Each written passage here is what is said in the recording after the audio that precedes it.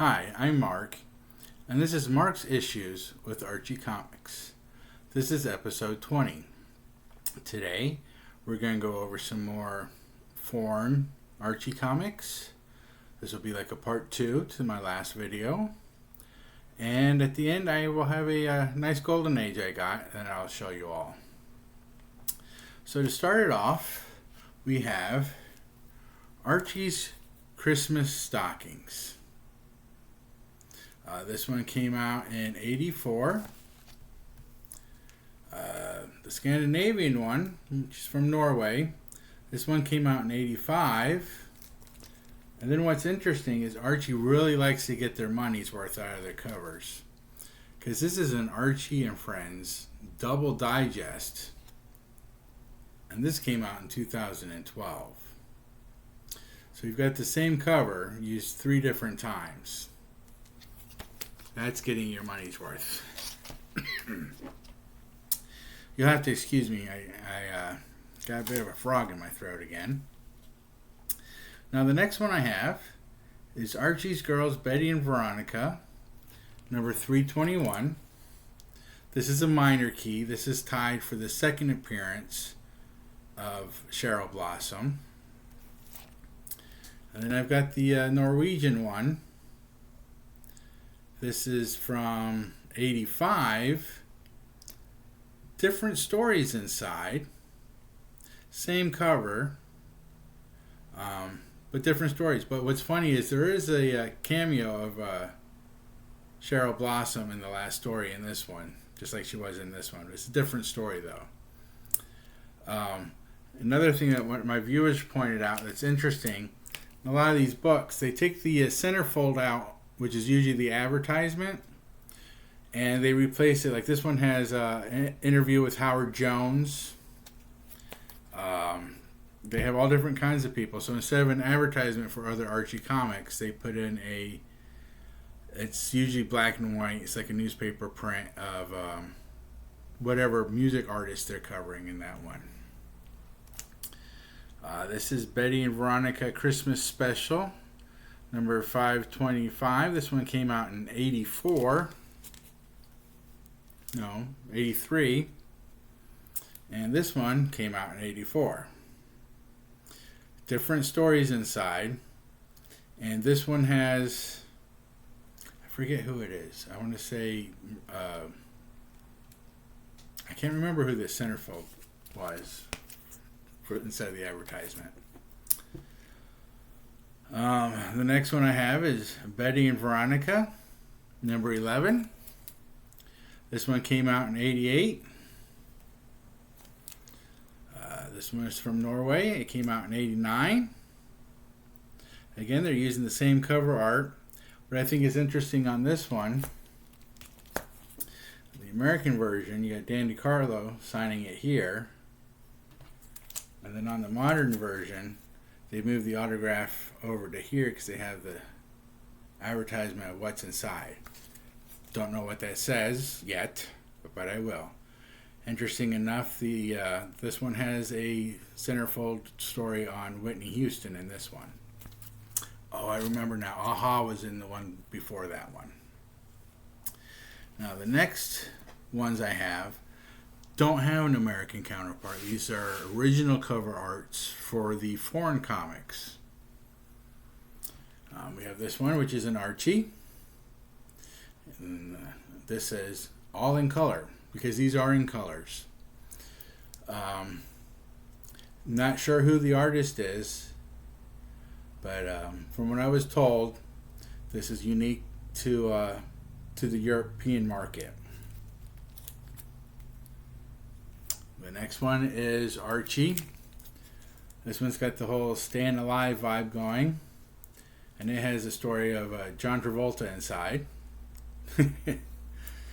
Oh, the 80s were a wonderful time, weren't they?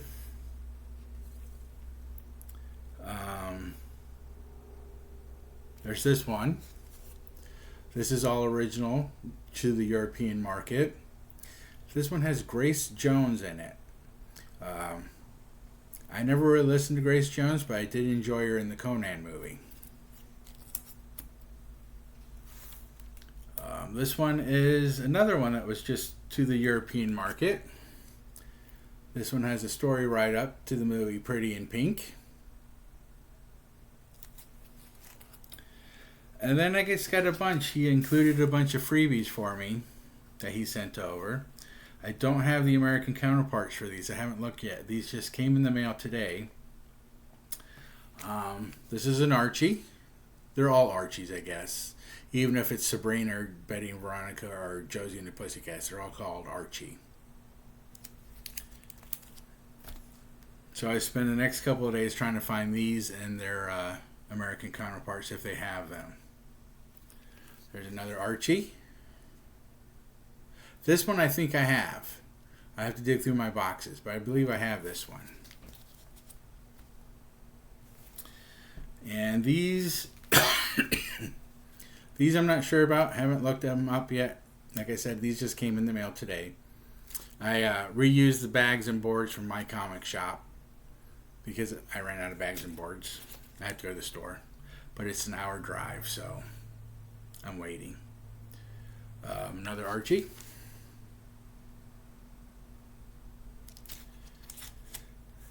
And one last one. No idea. No idea whatsoever.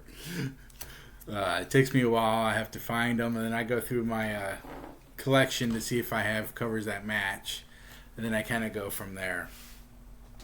For the Golden Age book, Alan at Comic Collector Geek had a claim auction with Still Flexin', and I was able to get excuse me, Katie Keene #1 in a 3.5. Let me take it out of the... There's a lot of reflection on that. Is that any better? No, that's more shiny. But Katie Keene #1, 3.5. We got a great deal on it.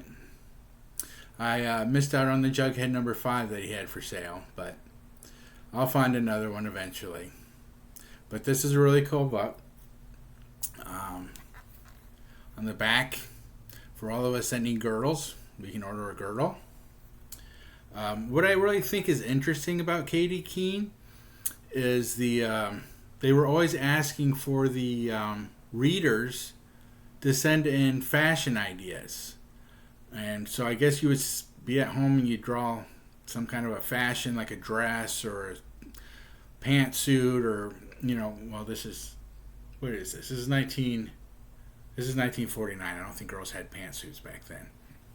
But even for like the guys, like her boyfriend KO or any of the other ones, you would, if you draw a picture and you sent it in and they liked it, they would include it. And this one has a contest. It says, join the Katie Keene Fashion Contest.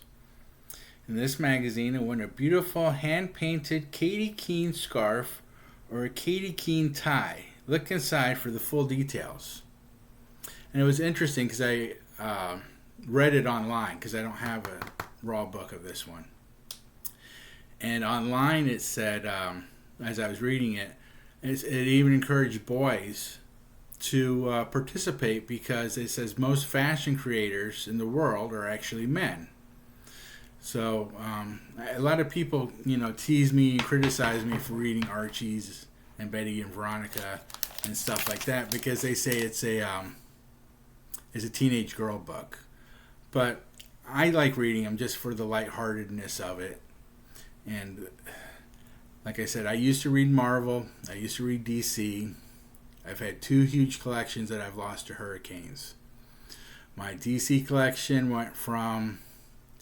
I started buying books in the early 80s, late 70s. I mean, I had a complete run of Justice League America. I had a complete run of Showcase from the Atom Up.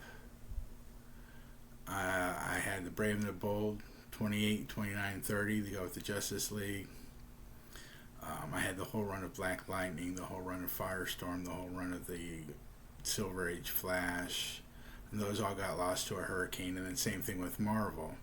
I had a complete run of Daredevil, a very large run of Fantastic Four and Captain America, And the little independent titles too. Like I had like the whole Black Lightning, Freedom Fighters, Web of Spider-Man. Those all got washed out to sea, and I just can't see starting over buying all those collections again. So what I decided to do is go with Archie comics. Most of them are cheap. They're easy to replace, and it's stuff I haven't read or seen before. So I'm really enjoying it.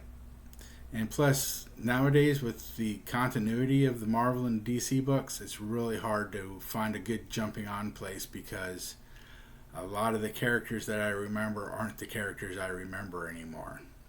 And with Archie, it doesn't matter if you read a book in 1949 and haven't touched a book until 1999.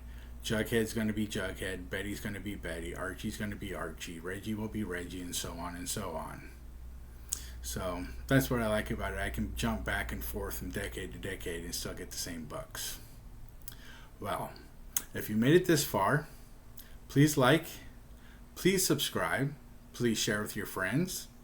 Any comments or questions, please let me know, and I will answer them in my comment section. Thank you very much. Enjoy the reading. Bye.